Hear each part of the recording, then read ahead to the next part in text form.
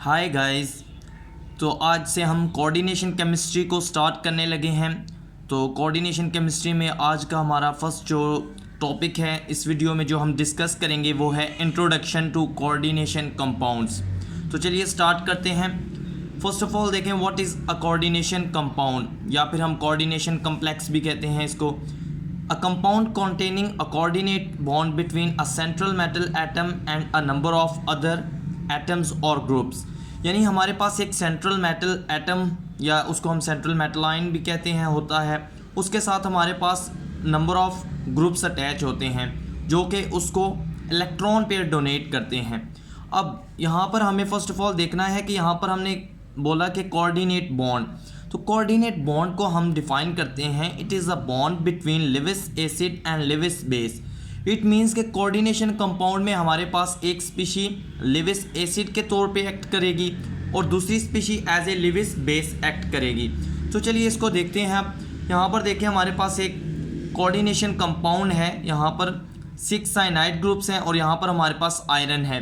तो यहाँ पर ये हमारे पास सेंट्रल मेटल एटम है या हम सेंट्रल मेटल आयन कहते हैं, और यहाँ पर ये हमारे पास हमने ऊपर कहा था नंबर ऑफ अदर ग्रुप्स, तो इसको हम कहते हैं लिगेंड। अब यहाँ पर हमारे पास दो इम्पॉर्टेंट स्पीशीज़ होती हैं कोऑर्डिनेशन कंपाउंड में, एक सेंट्रल मेटल एटम जो कि हमारे पास यहाँ पर आयरन है और सेकंड लिगेंड जो कि यहाँ पर साइनाइड है। तो इनके कुछ हमारे पास करेक्टरिस्टिक्स हैं जिनको हम यहाँ पर शॉर्ट पॉइंट्स में डिस्कस करेंगे। फर्स्ट ऑफ ऑल देखें सेंट्रल मेटल एटम। तो सेंट्रल मेटल एटम जो है वो जनरली हमारे पास ट्रांजिशन मेटल्स होते हैं। अब क्या है कि हमें यहाँ पर क्या करना है कि लिगेंड ने इलेक्ट्रॉन पेयर डोनेट करना है यहाँ पर सेंट्रल मेटल एटम को। तो इट मीन्स कि सेंट्रल मेटल एटम के पास वैकेंसी होनी चाहिए इलेक्ट्रॉन्स को एक्सेप्ट करने के लिए, इलेक्ट्रॉन पेयर को एक्सेप्ट करने के लिए। तो यहाँ पर क्या होता है कि central metal atom transition metal होता है और इसके पास हमारे जो है वो वैकेंट डी ऑर्बिटल्स होते हैं ताकि ये इलेक्ट्रॉन पेयर को एक्सेप्ट कर सके। और वैकेंट डी ऑर्बिटल होने की वजह से ये इलेक्ट्रॉन पेयर एक्सेप्टर के तौर पे काम करता है, और जो भी स्पीशी इलेक्ट्रॉन पेयर एक्सेप्टर होती है उसको हम लिविस एसिड कहते हैं। इसी तरह अगर लिगेंड को हम देखें तो लिगेंड के पास लोन पेयर ऑफ इलेक्ट्रॉन होता है जो कि वो डोनेट करता है सेंट्रल मेटल एटम को। तो इस तरह से वो इलेक्ट्रॉन डोनर के तौर पर एक्ट करता है।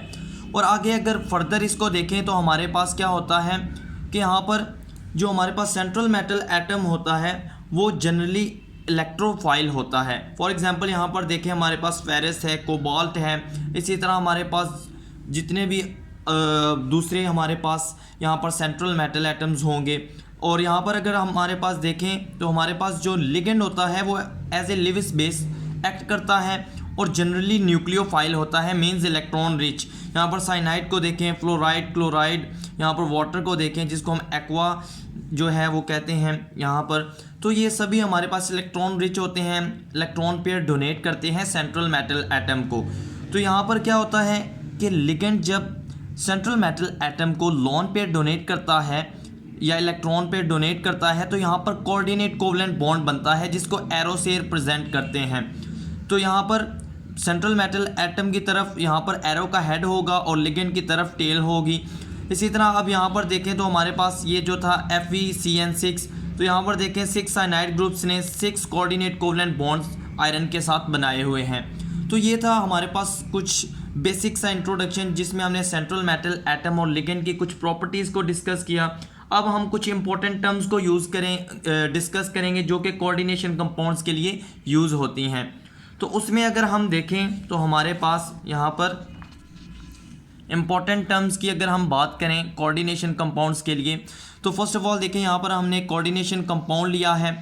अब यहाँ पर हम इसको अगर देखें तो ये हमारे पास आयरन जो है ये होगा सेंट्रल मेटल एटम जिसको CMA से रिप्रेजेंट किया गया है, और ये हमारे पास साइनाइड ग्रुप्स जो हैं इनको हम बोलेंगे लिगेंड क्योंकि ये इलेक्ट्रॉन पेयर डोनर है और ये central metal atom electron pair acceptor है। यहाँ पर कुछ इंपॉर्टेंट टर्म्स हैं कोऑर्डिनेशन स्फीयर या जिसको हम कोऑर्डिनेशन एंटिटी भी कहते हैं। तो हमारे पास जो स्क्वायर ब्रैकेट्स के अंदर जो स्पीशीज़ होती हैं उनको हम कहते हैं ओवरऑल कोऑर्डिनेशन स्फीयर। यहाँ पर मैंने इनकी डेफिनेशंस या हम कह सकते हैं कि इंपॉर्टेंट पॉइंट्स लिखे हुए हैं। यहाँ पर देखें स्क्वायर ब्रैकेट के अंदर हमारे पास क्या है, आयरन प्लस साइनाइड। आयरन है सेंट्रल मेटल एटम और साइनाइड है लिगेंड। तो इन दोनों को हम जो है वो ओवरऑल कहेंगे कोऑर्डिनेशन स्फीयर या फिर हम कोऑर्डिनेशन एंटिटी भी कहते हैं। इसी तरह यहाँ पर देखें तो आयनाइजेशन स्फीयर। अब आयनाइजेशन स्फीयर नेम से ही पता चल रहा है कि हमारे पास कोई आयनाइजेबल स्पीशी होगी। तो यहाँ पर हमने जो 4 पोटेशियम लगाए हैं ये हमारे पास आयनाइजेबल पोर्शन है, इसको हम कहते हैं आयनाइजेशन स्फीयर। क्योंकि जब हम इस पूरे कॉम्प्लेक्स को जो है वो आयनाइज करवाएंगे तो हमारे पास ये 4 पोटेशियम के कैटाइन मिलेंगे और ये कोऑर्डिनेशन एंटिटी जो है वो एनायनिक फॉर्म में मिलेगी। तो यहाँ पर ये कोऑर्डिनेशन एंटिटी की फर्दर आयनाइजेशन नहीं हो सकती, बट यहाँ पर ये इस पोर्शन की आयनाइजेशन हो सकती है। इस बेस पर हम कहते हैं species present outside the square bracket. यहाँ पर जैसे हमारे पास 4 पोटेशियम आयंस हैं, इनको हम कहते हैं आयनाइजेशन स्फीयर। तो ये जनरली हम इस वजह से लगाते हैं ताकि हम चार्ज को, कोऑर्डिनेशन एंटिटी पर जो चार्ज है उसको बैलेंस कर सकें। थर्ड इंपॉर्टेंट टर्म है चार्ज ऑन कोऑर्डिनेशन स्फीयर। तो अगर इसको देखें तो इसको हम कुछ इस तरह से डिफाइन करते हैं, it is the algebraic sum of charge on central metal atom and ligands. अब यहाँ पर अगर देखें तो हमारे पास जो साइनाइड है वो एनायनिक लिगेंड है। एक साइनाइड हमारे पास जो है उस पर Cn पर -1 चार्ज होता है, तो 6 साइनाइड्स पर -6 चार्ज होगा, -6। और यहाँ पर आयरन अपने +2 ऑक्सीडेशन स्टेट में है, -6 और +2 क्या होगा हमारे पास यहाँ पर -4। तो कोऑर्डिनेशन एंटिटी पर -4 का चार्ज है, इसको बैलेंस करने के लिए हमने 4 पोटेशियम आयन लगाए, तो ये ओवरऑल चार्ज यहाँ पर 0 हो गया। इसी तरह फोर्थ मोस्ट इंपॉर्टेंट टर्म है हमारे पास कोऑर्डिनेशन नंबर। अब कोऑर्डिनेशन नंबर जो है इसको हम डिफाइन करते हैं number of electron pairs donated to central metal atom by ligands. यानी हमारे पास जो लिगेंड्स हैं वो कितने electron pairs central metal atom को डोनेट कर रहे हैं। फॉर एग्जांपल अगेन ये देखें, हम जो एग्जांपल डिस्कस कर रहे थे तो यहाँ पर हमारे पास 6 साइनाइड ग्रुप्स हैं और एक साइनाइड ग्रुप जो है वो एक इलेक्ट्रॉन पेयर या हम कह सकते हैं कि 2 इलेक्ट्रॉन्स डोनेट करता है। तो जब हमारे पास 6 साइनाइड होंगे तो वो कितने इलेक्ट्रॉन्स डोनेट करेंगे, 12 इलेक्ट्रॉन्स। बट पेयर की जब बात करेंगे तो 6 इलेक्ट्रॉन पेयर डोनेट करेगा।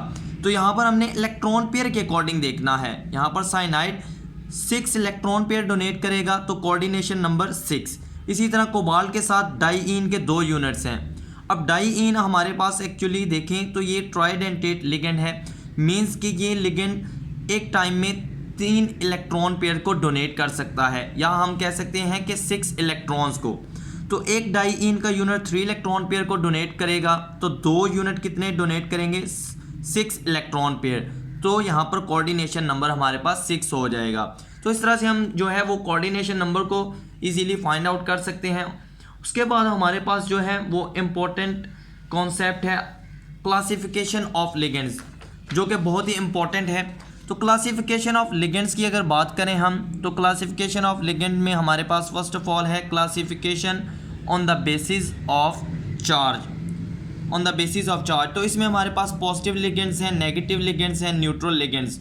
पॉजिटिव लिगेंड्स पे पॉजिटिव चार्ज, नेगेटिव पे नेगेटिव चार्ज और न्यूट्रल लिगेंड्स पे कोई चार्ज नहीं।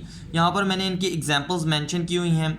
फॉर एग्जांपल यहाँ पर NO2 पॉजिटिव जो है, NO पॉजिटिव देख लें, N2H5 पॉजिटिव, ये सारे ही पॉजिटिव लिगेंड्स हैं। नेगेटिव में साइनाइड है, फ्लोराइड, क्लोराइड। इसी तरह न्यूट्रल में देखें अमोनिया, कार्बोनिल, एक्वा। उसके बाद हमारे पास सेकंड क्लासिफिकेशन है on the basis of bonding, which is very very important. तो यहाँ पर हम लिगेंड्स को 2 टाइप्स में क्लासीफाई करते हैं, कीलेटिंग लिगेंड्स या फिर हम इसको चीलेटिंग लिगेंड्स भी कहते हैं। डिफरेंट प्रोनाउंसिएशंस हैं इसकी। तो कीलेटिंग लिगेंड्स में हमारे पास क्या होता है, अ बाइडेंटेट और polydentate ligand which forms more than 1 coordinate bonds in such a way that ring is form. For example यहाँ पर देखें हमारे पास यहाँ पर ये एक लिगेंड है, यहाँ पर ये लिगेंड है और ये हमारे पास मेटल है। तो ये हमारे पास क्या है, बाइडेंटेट लिगेंड, जिसको हम कहते हैं इथाइलिन डाइअमाइन। तो यहाँ पर देखें जब ये दोनों नाइट्रोजन्स अपने लोन पेयर डोनेट करेंगे इस सेंट्रल मेटल एटम को, तो यहाँ पर देखें 1 2 3 4 एंड 5 हमारे पास 5 मेंबर्ड रिंग बन जाएगी। तो इस तरह के लिगेंड्स क्या करते हैं कि ये रिंग बना देते हैं। तो इस तरह के लिगेंड्स को हम कहते हैं कीलेटिंग लिगेंड्स। इस टॉपिक को जो है वो कीलेट इफेक्ट को हम नेक्स्ट वीडियो में डिस्कस भी करेंगे प्रॉपरली।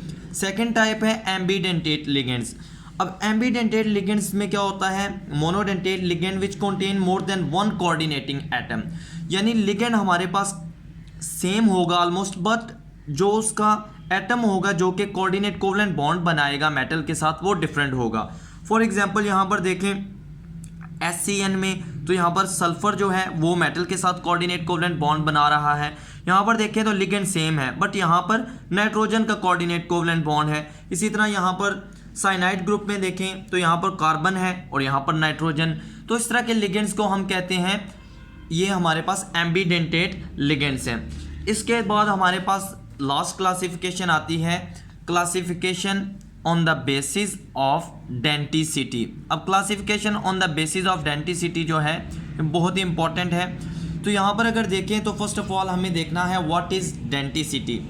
तो डेंटिसिटी को हम डिफाइन करते हैं, it refers to the number of donor groups in a single ligand that bind to central metal atom in a coordination complex. यानी इजी वर्डिंग में हम कह सकते हैं कि डेंटिसिटी में हम देखते हैं कि हमारा जो लिगेंड है वो सिंगल टाइम में कितने इलेक्ट्रॉन पेयर डोनेट कर रहा है। फॉर एग्जांपल अब यहाँ पर हम क्लासिफिकेशन अगर इसकी देखें तो मोनोडेंटेट लिगेंड है, बायोडेंटेट, उसके बाद ये जो ट्राइडेंटेट, टेट्राडेंटेट, हेक्साडेंटेट, इनको हम पॉलीडेंटेट भी कहते हैं। तो यहाँ पर मोनोडेंटेट में देखें तो has one donor atom only, mean कि यहाँ पर हमारे पास क्या होगा कि यहाँ पर जो लिगेंड होगा वो एक टाइम पर एक ही इलेक्ट्रॉन पेयर डोनेट कर सकता है। एग्जांपल्स में देखें फ्लोराइड है, क्लोराइड, साइनाइड, अमोनिया। बायोडेंटेट में देखें तो यहाँ पर 2 डोनर एटम्स होंगे, मींस के यहाँ पर लिगेंड सिंगल टाइम में 2 इलेक्ट्रॉन पेयर डोनेट कर सकता है। फॉर एग्जांपल इथाइलिन डायमाइन में देखें तो 2 नाइट्रोजन हैं जो कि अपना अपना इलेक्ट्रॉन पेयर डोनेट कर सकते हैं, तो ये बायोडेंटेट लिगेंड है। ऑक्सलेट आयन में देखें जिसको शॉर्ट फॉर्म में OX से रिप्रेजेंट करते हैं। इसी तरह ट्राइडेंटेट में 3 डोनर एटम्स होते हैं, जिसमें एग्जांपल है डाइईन की, डाइइथाइलिन, ट्राइअमाइन, यहाँ पर अब हमारे पास 3 नाइट्रोजन एटम्स हैं। इसी तरह टेट्राडेंटेट में देखें तो 4 डोनर एटम्स, फॉर एग्जांपल ट्राइइथाइलिन, टेट्रामाइन, अब यहाँ पर हमारे पास 4 नाइट्रोजन्स हैं। इसी तरह हेक्साडेंटेट में देखें तो 6 डोनर एटम्स। अब ये एग्जांपल बहुत ही इंपॉर्टेंट है, कोऑर्डिनेशन केमिस्ट्री में इसको बहुत ही डिस्कस किया जाता है इस लिगेंड को। इथाइलिन डाइअमाइन टेट्राएसीटेट, जिसको हम EDTA से रिप्रेजेंट करते हैं। तो यहाँ पर देखें 2 नाइट्रोजन्स हैं जो कि अपने इलेक्ट्रॉन पेयर डोनेट कर सकते हैं। इसी तरह यहाँ पर देखें तो 3, 4, 5, 6। तो इस तरह से हमारे पास ये हेक्साडेंटेट लिगेंड बनता है। अब ये थी हमारे पास क्लासिफिकेशन ऑफ लिगेंड। अब हम क्लासिफिकेशन ऑफ कोऑर्डिनेशन कंपाउंड्स देखते हैं, वो भी बहुत ही सिंपल है, इतनी कॉम्प्लेक्स क्लासिफिकेशन नहीं है हमारे पास। तो कोऑर्डिनेशन कंपाउंड्स की जो हमारे पास क्लासिफिकेशन है वो 2 बेसिस पे है। फर्स्ट है on the basis of charge. तो on the basis of charge हमारे पास पॉजिटिवली चार्ज कम्प्लेक्सेस हैं, नेगेटिवली चार्ज, न्यूट्रल। अब पॉजिटिवली चार्ज कम्प्लेक्सेस में क्या होता है, coordination entity is positively charge, यानी स्क्वायर ब्रैकेट जो है इनके बाहर हमारे पास पॉजिटिव चार्ज होगा। जिस तरह यहाँ पर देखें ये कॉम्प्लेक्सेस की मैंने एग्जांपल्स लिखी हैं, इनकी नेमिंग को हम नेक्स्ट वीडियो में डिस्कस करेंगे कि किस तरह से हम कोऑर्डिनेशन कंपाउंड्स के नॉमेनक्लेचर को जो है वो इजीली रिमेंबर कर सकते हैं। उसमें हम कुछ पॉइंट्स और ट्रिक्स को भी डिस्कस करेंगे। अब सेकंड टाइप है नेगेटिवली चार्ज। तो यहाँ पर कोऑर्डिनेशन एंटिटी नेगेटिवली चार्ज होगी। यहाँ पर देखें आयरन का साइनाइड के साथ जो है वो कोऑर्डिनेशन कंपाउंड है, यहाँ पर -4 चार्ज है कोऑर्डिनेशन एंटिटी पर। इसी तरह निकल का कोऑर्डिनेशन कंपाउंड है यहाँ पर, तो यहाँ पर -2 चार्ज है। तो ये हमारे पास नेगेटिवली चार्ज कॉम्प्लेक्सेस हैं। न्यूट्रल कॉम्प्लेक्सेस में कोऑर्डिनेशन एंटिटी न्यूट्रल होगी। फॉर एग्जांपल यहाँ पर देखें कोबाल्ट का कोऑर्डिनेशन कंपाउंड है, यहाँ पर आयरन का कोऑर्डिनेशन कंपाउंड है, तो यहाँ पर हमारे पास चार्ज 0 है, मींस कोऑर्डिनेशन एंटिटी न्यूट्रल है। अब सेकंड क्लासिफिकेशन है on the basis of ligands. तो on the basis of ligands अगर बात करें तो यहाँ पर हमारे पास 2 तरह के कोऑर्डिनेशन कंपाउंड होते हैं, होमोलैप्टिक, हेट्रोलैप्टिक। होमोलैप्टिक के केस में क्या होगा, central metal atom is bonded to only one kind of donor group, यानी यहाँ पर हमारे पास लिगेंड्स जो हैं वो सेम होंगे। फॉर एग्जांपल यहाँ पर देखें कोबाल्ट की बॉन्डिंग जो है, कोऑर्डिनेट कोवलेंट बॉन्ड उसने बनाए हैं अमोनिया के साथ, सारे लिगेंड्स सेम हैं यहाँ पर। तो इसी तरह अगर हम देखें हेट्रोलेप्टिक के केस में, तो यहाँ पर क्या होगा कि central metal atom is bonded to more than one kind of donor group. अब डोनर ग्रुप क्या होगा कि लिगेंड ही होगा डेफिनेटली, मींस कि यहाँ पर हमारे पास लिगेंड डिफरेंट हो सकते हैं। फॉर एग्जांपल यहाँ पर देखें तो कोबाल्ट का कोऑर्डिनेशन कॉम्प्लेक्स है, यहाँ पर देखें लिगेंड हमारे पास 4 अमोनिया है और यहाँ पर 2 क्लोराइड हैं, तो यहाँ पर हमारे पास लिगेंड्स डिफरेंट हैं। इसी तरह यहाँ पर देखें 5 साइनाइड हैं और यहाँ पर NO ग्रुप है, तो यहाँ पर लिगेंड डिफरेंट हैं। तो हेट्रोलेप्टिक के केस में लिगेंड्स जो हैं वो मोर देन वन काइंड हो सकते हैं, डिफरेंट हो सकते हैं। तो अब हमारे पास लास्ट पॉइंट आता है, वो है difference between a double salt and a complex salt, यानी कोऑर्डिनेशन कंपाउंड को हम कॉम्प्लेक्स सॉल्ट भी कहते हैं।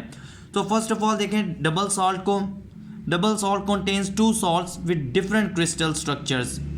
यहाँ पर हमारे पास जो है वो 2 सॉल्ट होंगे जिनका डिफरेंट क्रिस्टल स्ट्रक्चर होगा। अब यहाँ पर जो इम्पोर्टेंट पॉइंट है जो कि डबल सॉल्ट और कॉम्प्लेक्स सॉल्ट को डिफ्रेंशिएट करता है वो ये है कि lose their identity. Double salt को जब हम यहाँ पर देखें हम डिसोसिएट करवाते हैं, तो यहाँ पर देखें हमारे पास एक पोटेशियम है, एक मैग्नीशियम है और 3 क्लोराइड के आइंस हैं। तो एक्सपेक्टेड क्या है कि हमें 5 आइंस मिलने चाहिए, तो डेफिनेटली यहाँ पर हमें 5 आइंस मिलते हैं। इट मीन्स कि हमारे पास यहाँ पर जो है वो आइडेंटिटी रिटेन नहीं रहती, यहाँ पर मीन्स लूज हो जाती है। बट यहाँ पर कॉम्प्लेक्स सॉल्ट में देखें यानी कोऑर्डिनेशन कंपाउंड के केस में देखें तो यहाँ पर क्या होता है, central metal ion is surrounded by molecules और आयंस नाउन एज लिगेंड्स, जिसको हम डिस्कस कर चुके हैं। तो यहाँ पर क्या होता है, रिटेन देयर आइडेंटिटी। अब देखें इस पॉइंट को थोड़ा समझने की ज़रूरत है कि यहाँ पर हमारे पास ये कॉम्प्लेक्स कंपाउंड है, तो बेसिकली हमारी ये जो कोऑर्डिनेशन एंटिटी होती है ये हमारे पास कॉम्प्लेक्स कंपाउंड ही होता है। अब जब हम इसको डिसोसिएट करवाते हैं, फॉर एग्जांपल हमने इसको वाटर में डाला, तो यहाँ पर क्या होगा कि हम एक्सपेक्ट करते हैं कि 4 potassium ion, 1 iron and 6 cyanide, total हमें 11 आयंस जो है वो एक्सपेक्ट करते हैं कि मिलेंगे। बट यहाँ पर क्या होता है कि 4 हमें कैटाइंस मिलते हैं, मींस पोटेशियम आयंस, और 1 एनाइन मिलता है, यानी कोऑर्डिनेशन एंटिटी जो है उसमें फर्दर ब्रेकडाउन नहीं होती यहाँ पर आयरन और साइनाइड की। तो इस बेस पर हम कहते हैं कि कोऑर्डिनेशन कंपाउंड या हम कहते हैं complex salts retain their identity.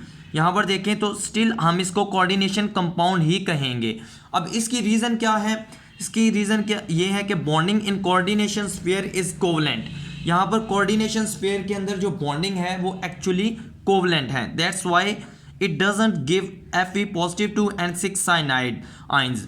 यानी यहाँ पर हमारे पास क्या है कि यहाँ पर हमारे पास बॉन्डिंग जो है वो कोऑर्डिनेट कोवलेंट बॉन्डिंग है, तो इसलिए हमें जो है वो जितने आइंस हमने एक्सपेक्ट किए थे उतने नहीं मिलते, और यहाँ पर आइडेंटिटी कॉम्प्लेक्स सॉल्ट की या कोऑर्डिनेशन कंपाउंड की रिटेन रहती है। तो यहाँ पर क्वेश्चन ये भी आ सकता है, तो यहाँ पर फिर डिसोसिएशन क्यों हुई, 4 पोटेशियम आइंस क्यों मिले। तो यहाँ पर ये हमारा जो आयनाइजेशन स्फीयर है और कोऑर्डिनेशन स्फीयर, यहाँ पर जो बॉन्डिंग है वो आयनिक बॉन्डिंग हम कह सकते हैं कि आयनिक बॉन्डिंग एग्जिस्ट करती है, जिसकी बेस पर हमें 4 पोटेशियम आइंस और 1 हमारे पास ये एनाइन मिलता है कोऑर्डिनेशन एंटिटी की फॉर्म में। तो ये था हमारा एक ब्रीफ सा इंट्रोडक्शन जिसमें हमने कोऑर्डिनेशन कंपाउंड्स को डिस्कस किया, उनकी क्लासिफिकेशंस को, लिगेंड्स को। तो होप सो आपको वीडियो पसंद आई होगी। वीडियो पसंद आए तो लाइक एंड सब्सक्राइब करना ना भूलें। नेक्स्ट वीडियो में हम नॉमेनक्लेचर को डिस्कस करेंगे, तो वहाँ पर कुछ टर्म्स को हम यूज़ करेंगे, उसके लिए ज़रूरी है कि आप इस वीडियो को अच्छी तरह से देखें। तो मिलते हैं नेक्स्ट वीडियो में नॉमेनक्लेचर ऑफ कोऑर्डिनेशन कंपाउंड्स के साथ।